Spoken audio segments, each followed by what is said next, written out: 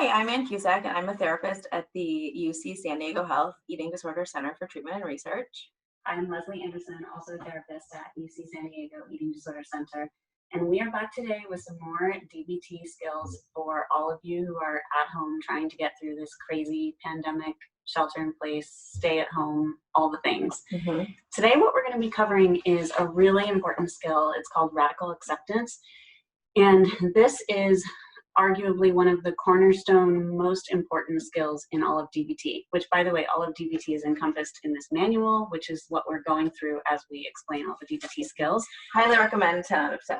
10 out of 10. 12 out of 10. 15 out of 10, even. So radical acceptance is one of the most important skills, and it really goes along in a way with the skills that we have been talking about in some of our other videos, which were the crisis survival skills. So the crisis survival skills are things like self-soothe, distract, improve the moment, and they are things that are designed to get you through a crisis. So are we in a crisis right now? Yes, we're definitely in a crisis right now. But one of the defining characteristics of a crisis is that it's relatively short term, because you can only do things like distract and self-soothe for so long before you really need some more heavy-hitting skills instead. And the more heavy-hitting skills are what we're going to be talking about today with radical acceptance. So radical acceptance is the skill that is designed for painful situations that you have to face and you really can't get out of dealing with it. It's the reality of the situation, and it's not going away anytime soon. Which I think arguably is the perfect skill for a global pandemic, because we don't have any control over how fast or how long it goes away or stays around for. And so we're really just all figuring out how to do the best we can to get through it without making it worse, which is what radical acceptance is for. Absolutely. And ironically, I feel like our eating disorder patients talk about uncertainty as one of the very hardest things to accept in life. Uncertainty and not having control over a situation. And hey, look at this. We're in a situation that has complete and total uncertainty, and none of us really have any control over the situation.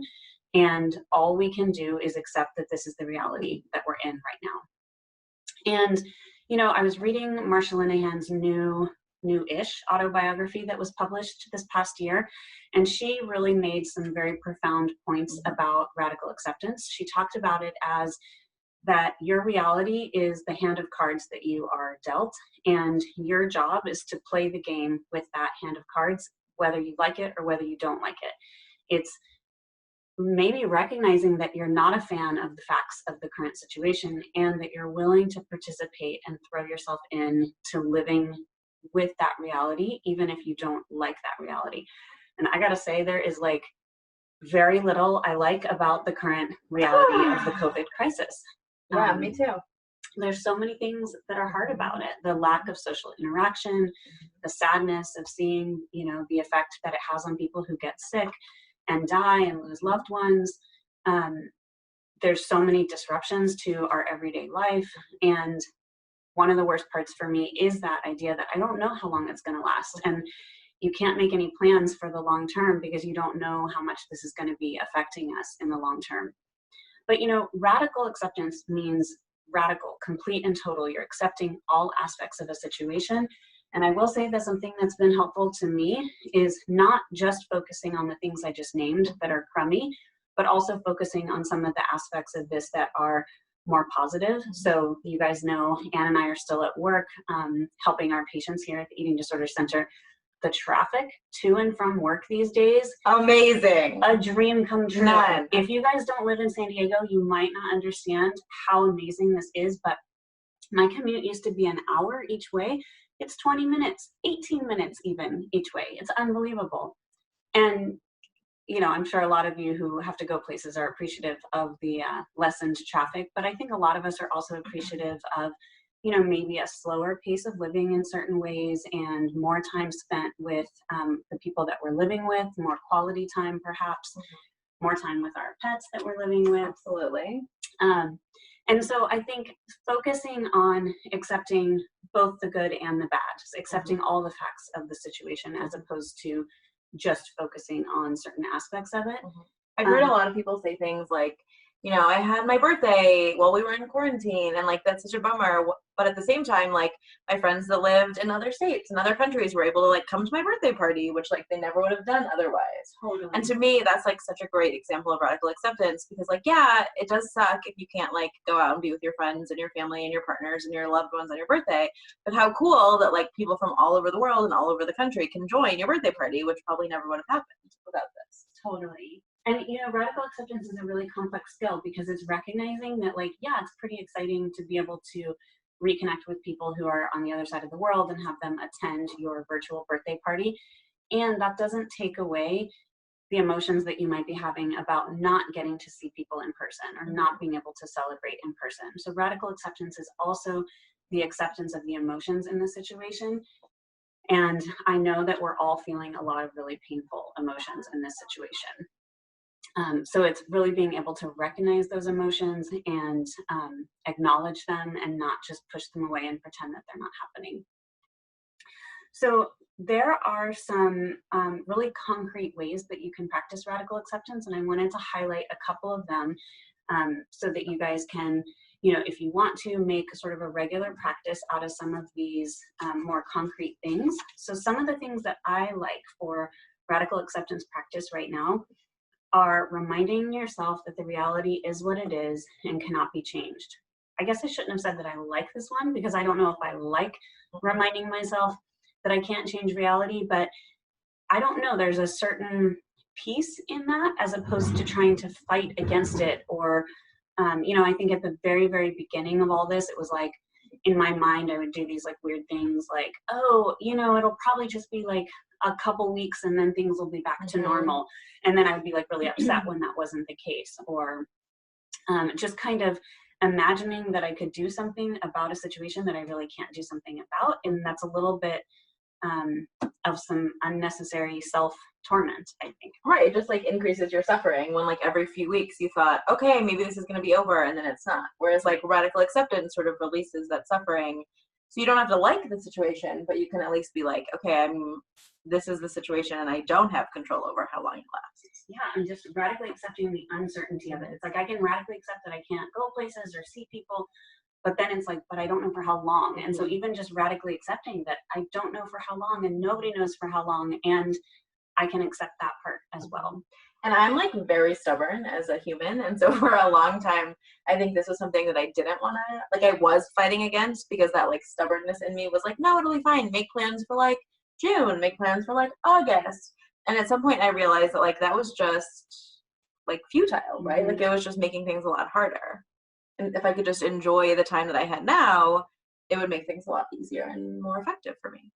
Yeah, and that kind of, I think, goes into my next point, which is coping ahead in terms of imagining, accepting the reality as it is now, and how would you act if you had accepted that reality. And so rather than planning trips that may or may not ever happen, how can you cope ahead for making the most of this time now, which it's not the best, we are really limited in a lot of the things we can do, but how can we make the most of this time that we have? So make the most of spending time with the people you love, or Zooming with people that, you aren't allowed to see in person.